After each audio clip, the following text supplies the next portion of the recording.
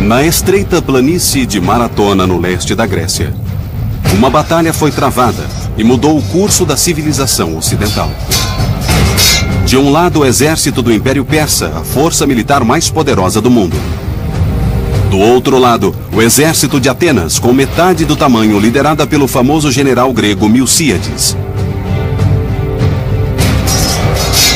Essa foi uma batalha de habilidade militar em face às adversidades.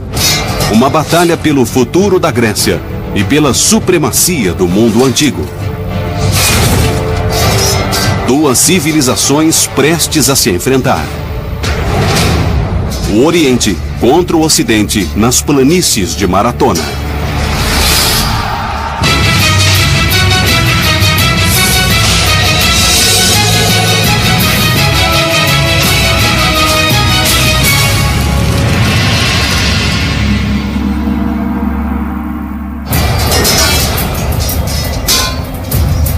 A morte se aproximava depressa.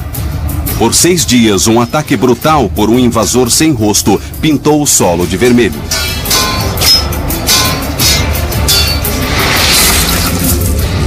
Os que não foram massacrados foram escravizados. Os invasores eram a infantaria pesada do poderoso Império Persa.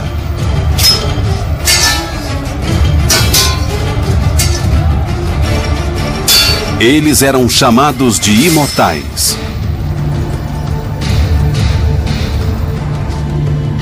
As vítimas eram moradores da ilha de Eubeia, na cidade grega de Eritreia.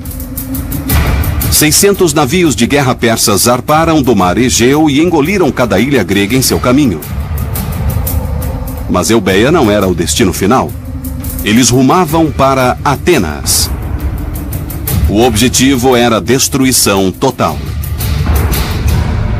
Eles passaram por uma cadeia de ilhas no Mediterrâneo Oriental e foram de ilha em ilha, bem parecido com o que os Estados Unidos fizeram na Segunda Guerra Mundial no Japão. Pegaram ilhas pequenas, as transformaram em bases logísticas e, então, ficaram em posição para atacar Atenas.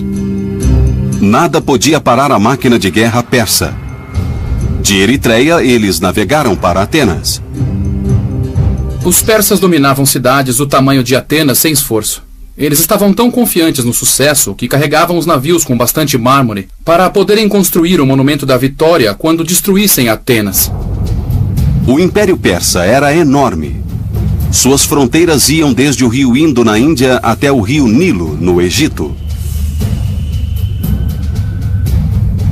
A Pérsia foi o maior império que o mundo já conheceu, não só em termos geográficos, mas em termos de mão de obra. Havia milhões e milhões de pessoas. Também foi uma das maiores culturas que o mundo já conheceu em tudo, desde a arquitetura até a arte. A escrita, o desenho, era um império multinacional. Havia mais nacionalidades e religiões na Pérsia do que em qualquer outro lugar, qualquer outro império que já existiu.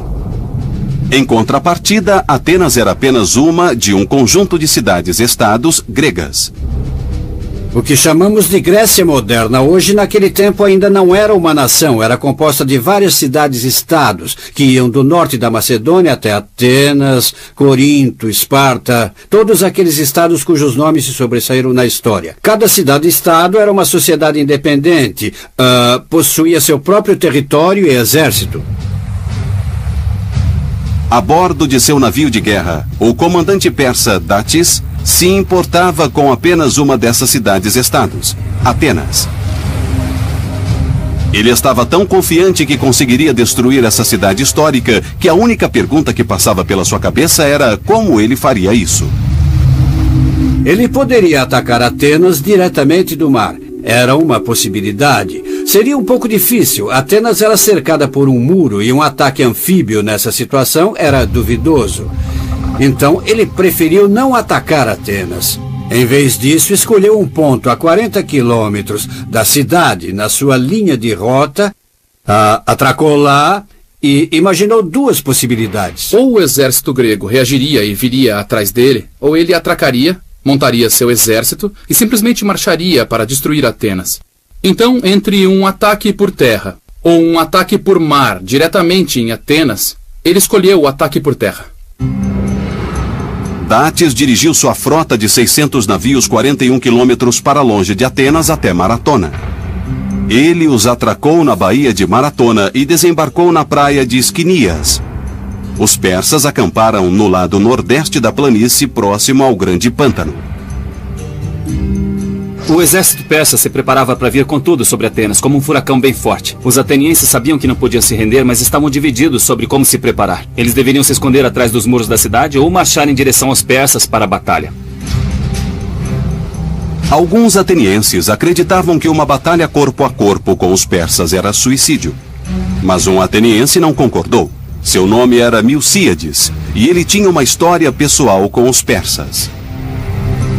Milcíades era uma pessoa interessante. Ele vinha de uma família notável de Atenas e, quando tinha 35 anos, assumiu uma colônia na Grécia, em Jônia, na fronteira do Império Persa. Lá, ele governou como um tirano. Isso o tornou muito impopular em Atenas. No final do século VI a.C., a cidade natal de Milcíades, na península de Helesponte, foi tragada pela expansão do Império Persa. Ele foi forçado ao serviço militar. Agora, empunhando uma espada persa, ele tinha que lutar ao lado de seus conquistadores. Os persas logo se espalharam pelo norte, atravessaram o rio Danúbio e invadiram a Sítia, onde hoje fica a Europa Oriental e a Ásia. Milcíades era o responsável por guardar as pontes que cruzavam o rio Danúbio, sobre o qual o exército persa atravessou para chegar em Sítia e prosseguir com a campanha. Finalmente, depois de 3 longos anos em Sítia, Milcíades decidiu que já era o bastante. Milcíades nunca foi muito fã dos persas e tentou o apoio de outros generais gregos para queimar as pontes para que Dario e seu exército ficassem presos e morressem de fome ou acabassem mortos pelos citas. Outros gregos não concordaram com isso, mas a ideia de Milcíades foi pega pela inteligência persa, que não ficou muito feliz com Milcíades, como era de se esperar. Milcíades fugiu para Atenas, mas também não foi bem recebido lá. O povo de Atenas ainda lembrava dele como um tirano e o prenderam na primeira chance que tiveram. 3 anos após sua chegada em Atenas, Milcíades foi condenado à morte por tirania. Mas ele tinha uma carta na manga, ele sabia do plano dos persas. E os persas estavam a caminho para destruir Atenas.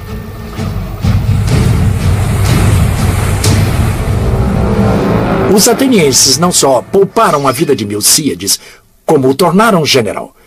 Mas ele imaginou que destino seria pior: a execução ou ser mutilado por guerreiros persas. Milcíades preferiu encarar a lâmina persa. E ao invés de se esconder atrás dos muros de Atenas, ele queria enfrentá-los no campo de batalha. Mas a decisão final sobre a batalha não era dele. A democracia ateniense se estendia até o exército. Então, quando surgiu um impasse sobre o que fazer em Maratona, um conselho de 10 generais deveria decidir o que fazer. Atacar agora ou bater em retirada e pedir ajuda para outras cidades-estados gregas. A votação foi 5-5. O voto decisivo coube a um homem chamado Calímaco. Ele era Polimarco, o comandante supremo do exército ateniense. Milcíades fez um discurso fervoroso para Calímaco, dizendo: cabe a você decidir se Atenas será reduzida à escravidão ou se tornará a maior cidade-estado grega. Então ele explicou que, se não houvesse luta, a democracia iria se dividir em facções e eles seriam uma presa fácil para os persas. Calímaco foi convencido e votou a favor do combate. Milcíades conseguiu sua guerra. Ele liderou o exército inteiro de Atenas, aproximadamente 10.000 guerreiros, 42 quilômetros ao leste das planícies de Maratona. A desvantagem de Milcíades era esmagadora. A força persa era colossal. Mais da metade dos guerreiros atenienses, 20.000 na infantaria, 3.000 arqueiros, 2.000 na cavalaria. Milcíades analisou a situação e percebeu imediatamente que estava em desvantagem, e uma desvantagem numérica e de armamento, já que não tinha muitos arqueiros e nem contingentes de cavalaria. Mesmo que os atenienses conseguissem segurar a infantaria persa, eles não teriam chance contra a cavalaria. Era uma batalha desigual. A cavalaria era a chave do sucesso do exército persa. Foi um dos primeiros exércitos a integrar completamente cavalos e infantaria pesada em um golpe duplo devastador. A cavalaria vinha pelos flancos e encurralava o inimigo para ser pego pela infantaria. Milcíades estava em desvantagem numérica e de armamento. Os atenienses nunca enfrentaram uma força como aquela. Mas eles já tinham enfrentado alguns dos maiores guerreiros do mundo antigo. Durante séculos, essas duas cidades-estados derramaram o sangue uma da outra. Mas 50 anos antes de Milcíades enfrentar os persas, um conflito surgiu entre vizinhos gregos, que acabou levando à Batalha de Maratona. Era 540 a.C., 50 anos antes da Batalha de Maratona. Duas cidades-estados gregas, Atenas e Esparta, se enfrentaram em um campo de batalha aberto. A rivalidade entre Atenas e Esparta era como a rivalidade dos estados de Michigan e Ohio, só que com lanças. Estavam sempre procurando contar vantagem uma sobre a outra. Mas essas batalhas eram, apenas provinciais. Só que os persas se envolveram em uma delas, o que levou à Batalha de Maratona. Atenas era conhecida como o berço da democracia. Esparta, seu vizinho do Ocidente, não poderia ser mais diferente. Imagina se os fuzileiros americanos tivessem seu próprio país. Era assim Esparta. Eles treinavam constantemente, armas, táticas, armaduras. Era só o que faziam. A relação entre Atenas e Esparta era muito bipolar. Algumas vezes se ajudavam e outras se enfrentavam. Naquela época, Atenas era governada por um homem chamado Hippias. No entanto, ele era muito impopular entre os aristocratas atenienses. Então eles planejaram o golpe para derrubar Hippias com a ajuda de aliados improváveis, os espartanos. O problema de receber ajuda de espartanos era que eles não iam embora. Esse foi o problema de Atenas. Como se livrar dos espartanos? Houve uma revolta e eles foram expulsos de Atenas. Isso aconteceu mais ou menos por volta de 540 a.C., que foi o início da democracia ateniense. A preocupação era que, inevitavelmente, eles sabiam que os espartanos iriam contra-atacar. Atenas acreditava que precisava de um aliado para defendê-la contra Esparta. Eles recorreram ao Império Persa. Foi um dos primeiros exemplos da história grega de um estado menor tentando se aliar a um estado maior, nesse caso o Império Persa, para se proteger de invasões de outro estado, nesse caso Esparta. Atenas enviou um mensageiro até a província persa de Jônia, atualmente a Turquia. Na corte do governador persa, o mensageiro pediu ajuda persa contra Esparta. O governador persa concordou, mas com uma condição. Os atenienses deveriam fazer uma oferta sagrada de terra e água. O problema é que os atenienses não entenderam o significado de oferecer água e terra. Eles acharam que era um tratado, como qualquer outro que tinham feito no passado, com outras cidades gregas. Mas para os persas, aceitar a terra e a água significava que eles possuíam Atenas, que ela viraria a sua colônia. Sem entender o que estavam fazendo, os enviados se submeteram ao domínio persa. Todos os atenienses pagariam caro por esse erro. Não fazia sentido para os racionais gregos. Foram eles que inventaram a lógica, a matemática, a filosofia. Para eles aquilo foi um ritual bobo, sem significado relevante. O problema é o mesmo que acontece hoje em dia. Quando há duas culturas tentando entrar em um acordo, algumas vezes esse acordo tem significados distintos para cada uma das partes, porque o contexto cultural de cada uma delas é diferente. Atenas tinha a promessa da proteção persa Mas Esparta atacou tão depressa que não tiveram tempo de chamar sua nova aliada. Determinados a manter sua democracia, os atenienses lutaram mais ferozmente do que nunca. Eles conseguiram derrotar a invasão espartana sozinhos. Isso é importante, porque Atenas tinha pedido ajuda aos persas, mas eles não precisavam. Eles derrotaram os espartanos sozinhos. Com isso, os atenienses sentiram que o acordo que fizeram com os persas estava revogado e cometeram o terrível erro de contar isso aos persas. E isso enfureceu o imperador persa Dario I. Na visão persa, isso pareceu uma grande revolta e Dario decidiu que faria Atenas pagar. Os persas enviaram arautos para Atenas exigindo o pagamento costumeiro de impostos. Os atenienses os jogaram em poço para morrer. Atenas cuspiu no rosto do império mais poderoso do mundo.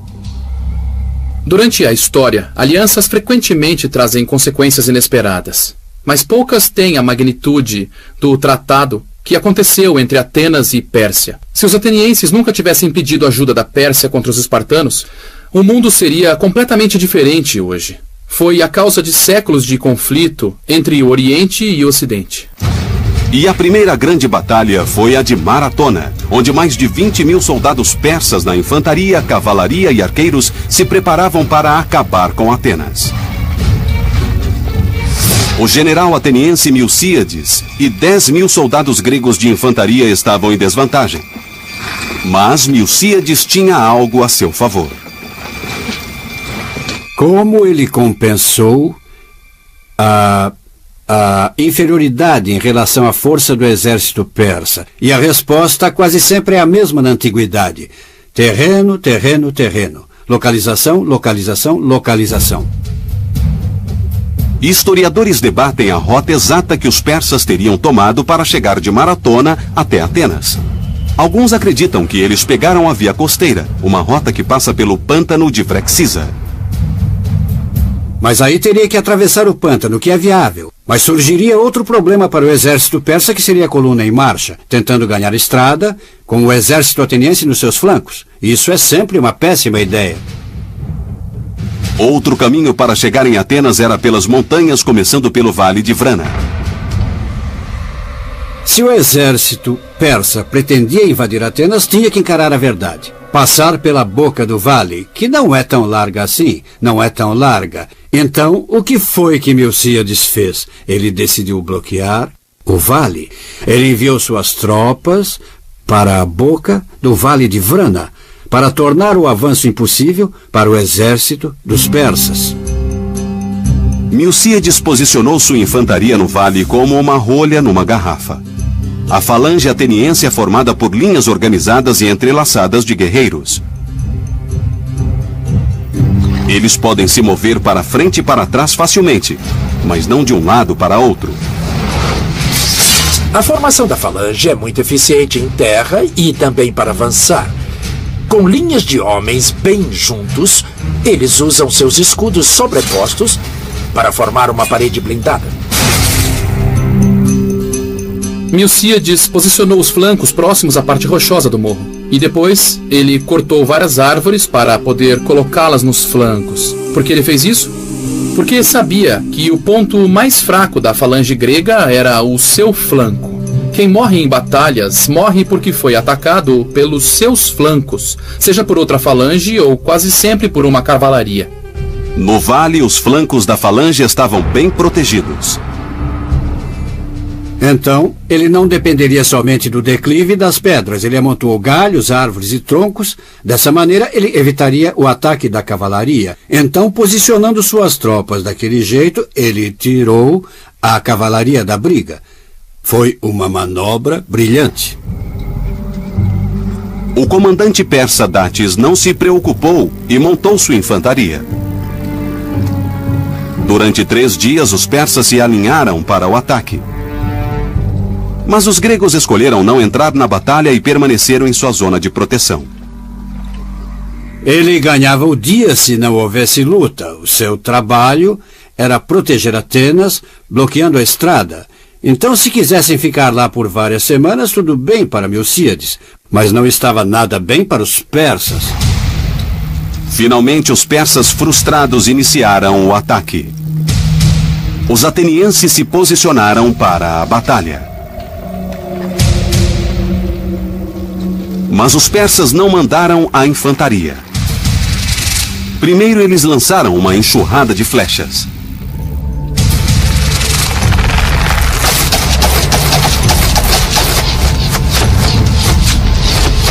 Para a onda de mísseis não havia lugar para os atenienses se esconder.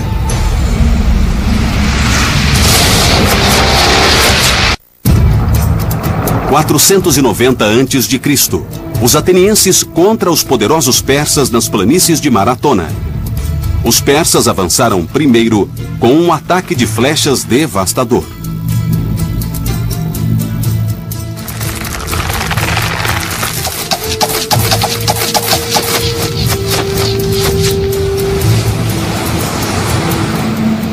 Pode imaginar essa parede de flechas literalmente bloqueando o sol, justamente na direção dos atenienses.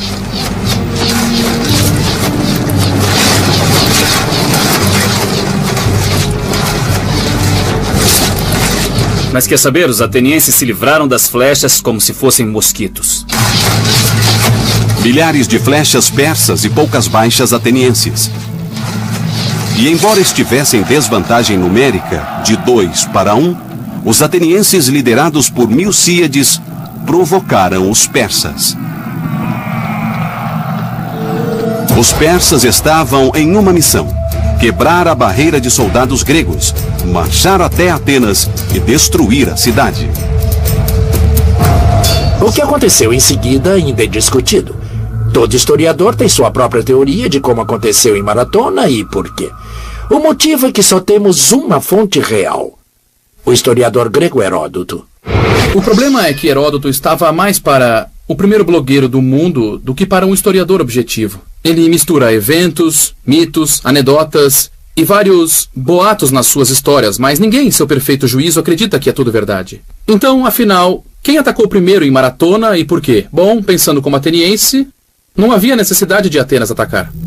Masdates, comandante persa, ansiava pela batalha. Depois do ataque de flecha falhar, só havia uma coisa a fazer. O que restou foi um ataque frontal. Ele teria que misturar todos para uma batalha homem a homem. 10.000 soldados de infantaria correram pela planície de Maratona. Esperando por eles estava a falange ateniense. Uma parede bronze de lanças e escudos.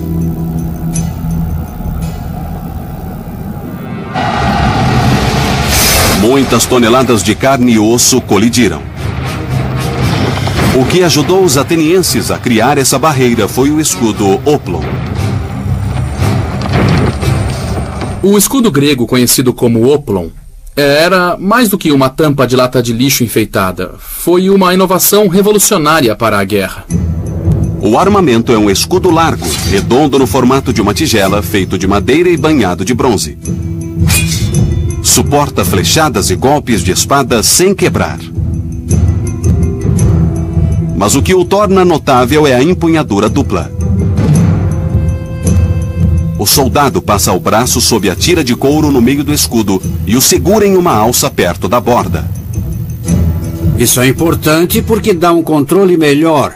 Permite usar mais força com esse escudo do que com o antigo, que tinha a alça no centro e não permitia produzir muita força com ele. Os atenienses pararam a ameaça esmagadora. Agora eles estavam na ofensiva. A principal arma dos atenienses era uma lança de freixo pesada chamada Dore.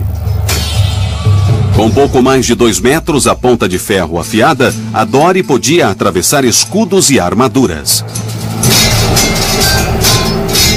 Essa lança não era atirada, era usada para golpear o inimigo com ataques horríveis.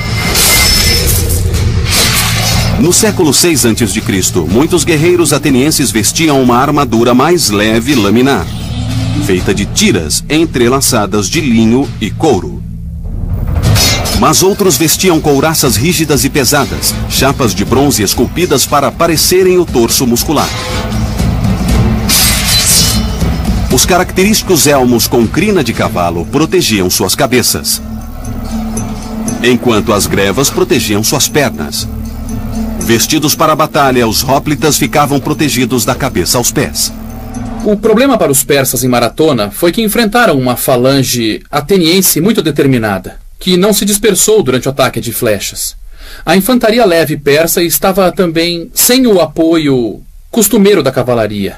Então a guerra era de foices e escudos fracos contra uma enorme parede de bronze ateniense. O comandante persa Datis enviou bloco após bloco de ataque da infantaria leve. Mas toda vez eles eram parados pela parede sólida de lanças atenienses. Os persas eram incansáveis e a derrota não era uma opção.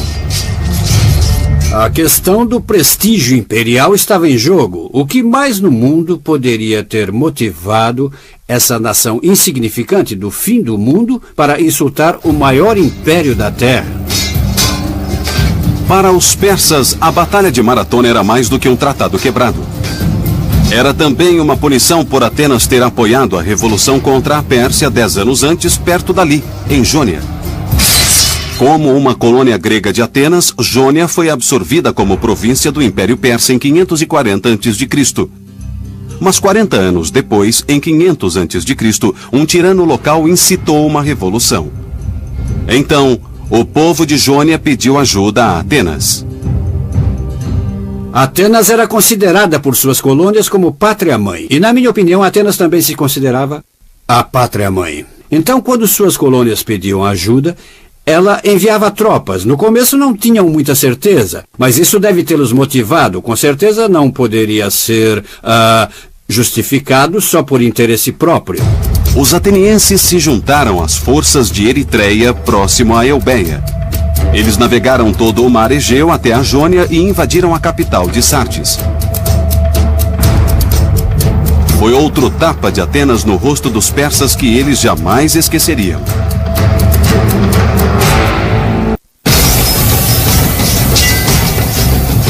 "500 anos antes de Cristo, 10 anos antes da Batalha de Maratona, a revolta da Jônia começou.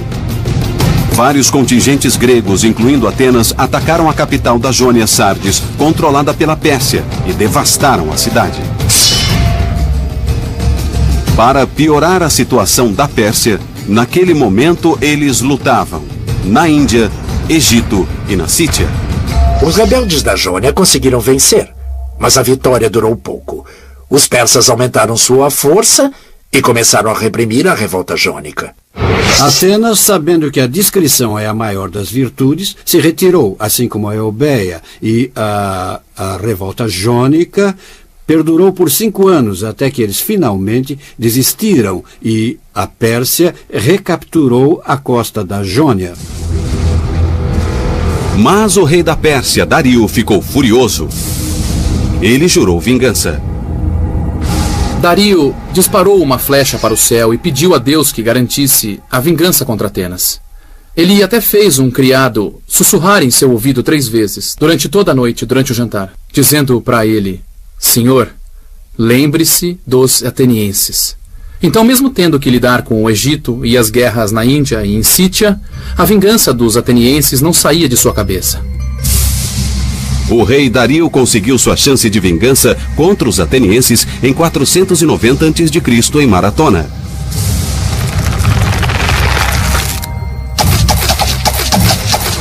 Mas até agora os atenienses sobreviveram ao ataque de flechas. E eles aguardavam a infantaria leve persa. O general Milcíades posicionou muito bem sua força defensiva. As falanges da infantaria pesada grega estavam cobrindo toda a abertura estreita entre as montanhas, bloqueando o caminho para Atenas. Os persas escolheram batalhar em campo, atracando em Maratona, mas os atenienses escolheram o terreno, tirando o máximo de proveito. É um truque velho. Mas foi eficaz, já que a infantaria leve persa não conseguiu desfazer a parede ateniense.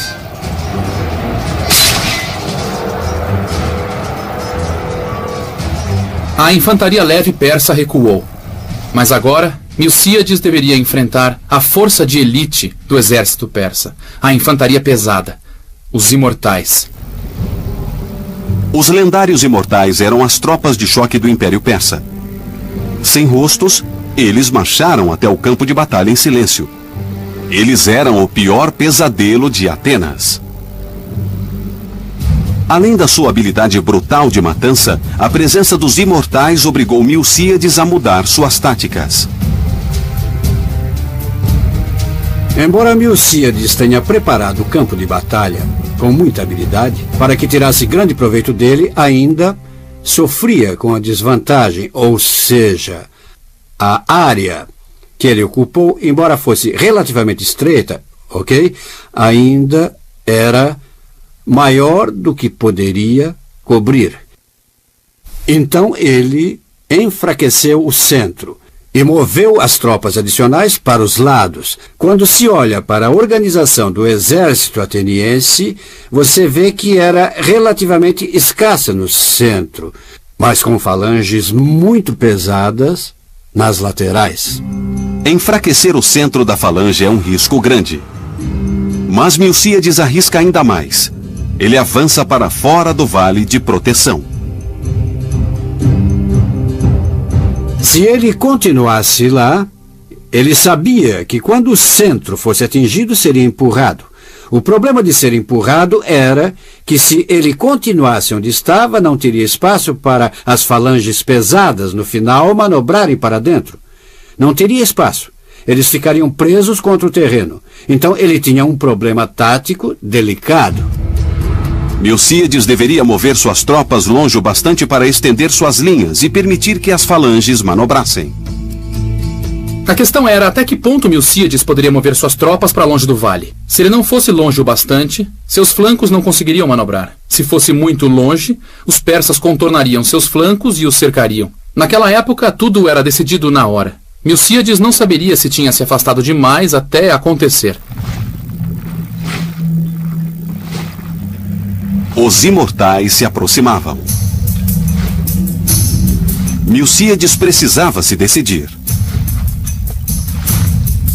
Ele ordenou que suas tropas se reposicionassem. Heródoto conta que foi em Maratona a primeira vez que os hoplitas gregos se reposicionaram. E o motivo de não terem feito antes é que era muito cansativo. A vestimenta grega era pesada e eles carregavam lanças. Reposicionar, com certeza, gastava muita energia. Outro problema de se reposicionar era a formação da falange propriamente dita. Sua força se baseia na coesão da unidade. Se ela se desfaz enquanto avança, se torna imediatamente vulnerável. Acredito que Heródoto descrevia o reposicionamento durante a caminhada, e não a corrida para o confronto corpo a corpo. Dado um sinal, todos se moviam unidos na medida do possível, avançavam quase 200 metros, paravam e se reposicionavam, rapidamente. Quando o contato com os persas aconteceu, as unidades estavam mais disciplinadas, todos no lugar e prontos para a ameaça.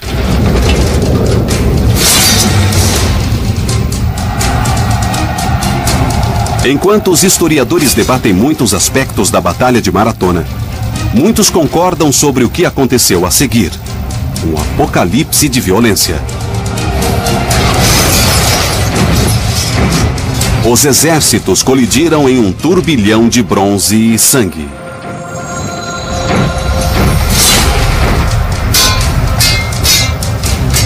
A batalha foi tão intensa que alguns gregos relataram visões de guerreiros fantasmas que lutavam e mutilavam os homens aleatoriamente.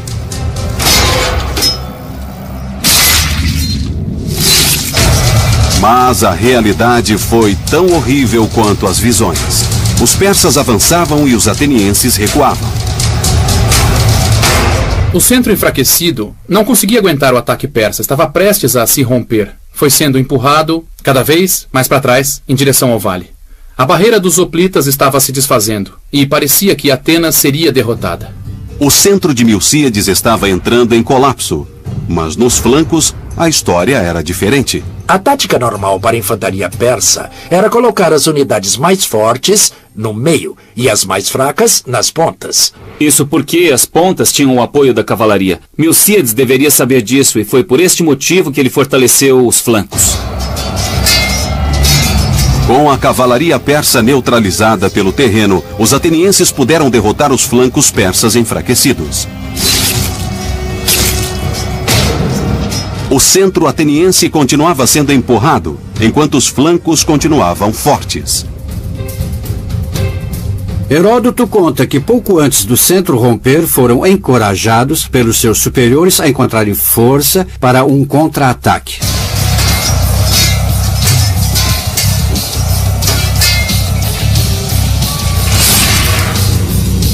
O contra-ataque foi suficiente para evitar que continuassem sendo empurrados. Naquela hora, as falanges das pontas, elas, bang, começaram a se fechar. Eles tomaram os flancos, literalmente os pegaram num V e os massacraram. Em um ataque militar ousado e brilhante, Milcíades virou o jogo contra os persas.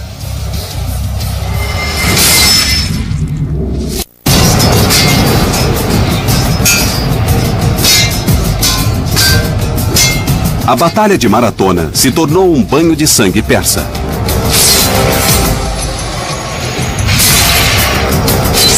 Enquanto mantinha seus flancos ancorados, o general ateniense Milcíades recuou com o centro de sua linha defensiva, levando a infantaria persa para uma armadilha mortal. Cercada por 3 lados, os persas não conseguiram manobrar. Eles entraram em pânico. A razão para o pânico provavelmente foi causado pelo calor da guerra e por algo que acontece com os homens durante a batalha, não importa seu treinamento ou se é disciplinado muitas vezes. O medo entra diretamente na sua alma. E quando isso acontece e o pânico toma conta de você, é o fim. Não dá para parar isso, não importa o quanto seja disciplinado ou mesmo controlado. Mais de 6.000 persas sucumbiram, enquanto os atenienses não perderam mais que 200.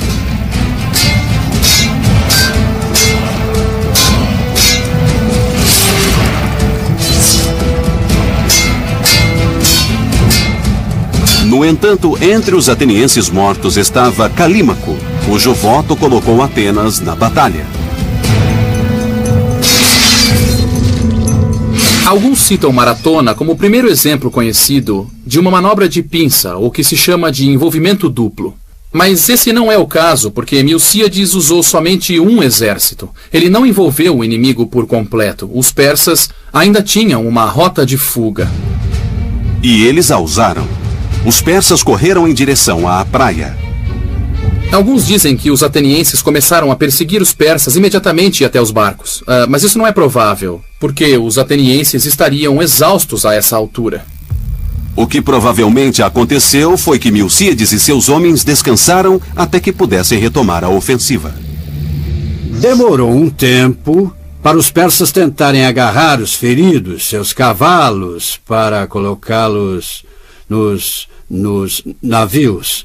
Deve ter levado várias horas, de 8 a 10 horas. Em algum momento, os gregos descansaram e, em algum momento, eles se reagruparam e começaram a perseguir é uma palavra muito forte, mas começaram a marchar em direção à praia para encorajar, por assim dizer, os persas a partirem. A luta começou de novo quando os soldados na retaguarda persas tentaram proteger a retirada.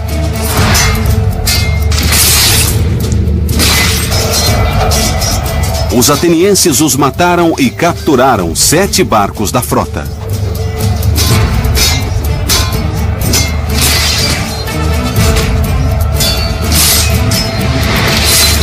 Heródoto conta a história de um soldado grego que agarra um barco com a mão esquerda e ela é cortada fora pelos persas em fuga. Ainda assim, ele agarra o barco com a mão direita, que também é cortada fora. Então, o soldado grego morde o barco e tenta mantê-lo na praia com os seus dentes. É por esse tipo de hipérbole que Heródoto é conhecido. Os atenienses afugentaram a infantaria persa, mas o perigo ainda não tinha acabado.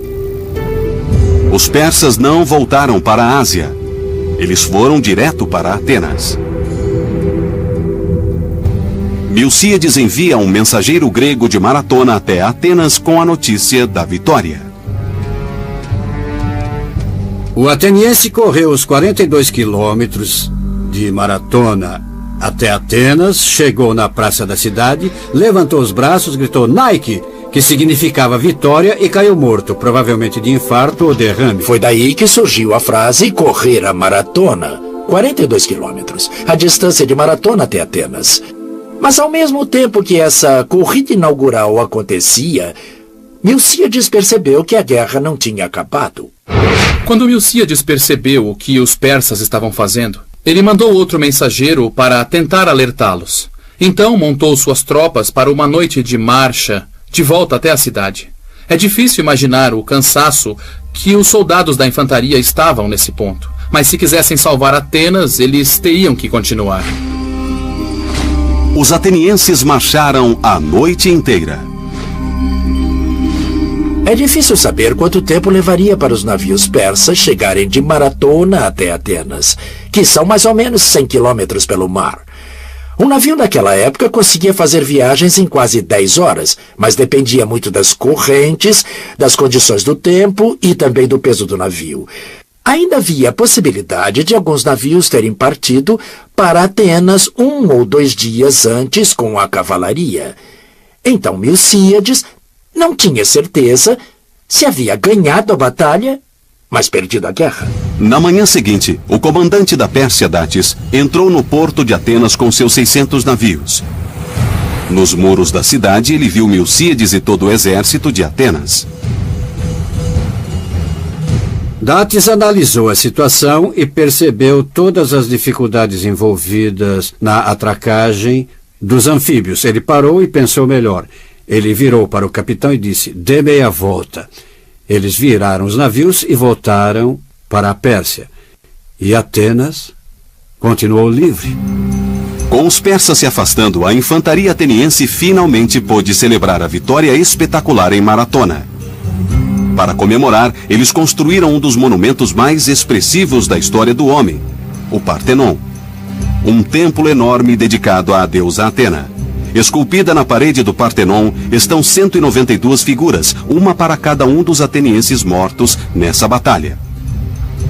Depois da derrota em Maratona, Datis voltou para a corte do rei Dario. Alguns dizem que ele foi executado pelo seu fracasso. Mas, enquanto não há evidência que confirme isso, a história nunca mais ouviu falar de Datis.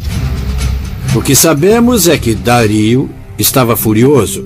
Furioso porque aquele estado insignificante de pequenos bárbaros afrontou o grande império persa e de novo ficou impune. Dario prometeu a si mesmo que se vivesse tempo suficiente, ele teria sua vingança contra os atenienses. E como era de se esperar, não viveu tempo suficiente. A vingança persa por Maratona caiu sobre o filho de Dario, Xerxes, que 40 anos após a batalha de Maratona viajou para a Grécia para cumprir os desejos do pai. Essa transmissão do desejo por vingança contra Atenas se estabelece 40 anos depois, em uma das batalhas mais marcantes da história militar ocidental.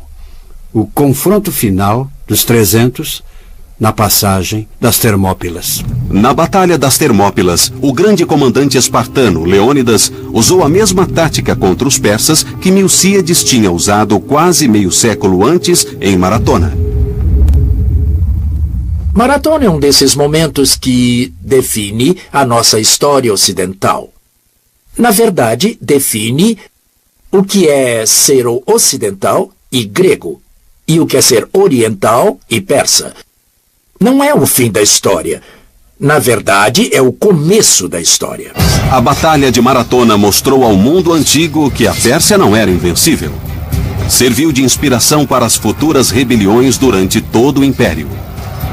A Grécia e a Pérsia ainda se enfrentaram algumas vezes nos próximos 100 anos. A batalha fez a Grécia sair da obscuridade para ser protagonista do mundo antigo. E tudo isso começou na sangrenta planície de Maratona.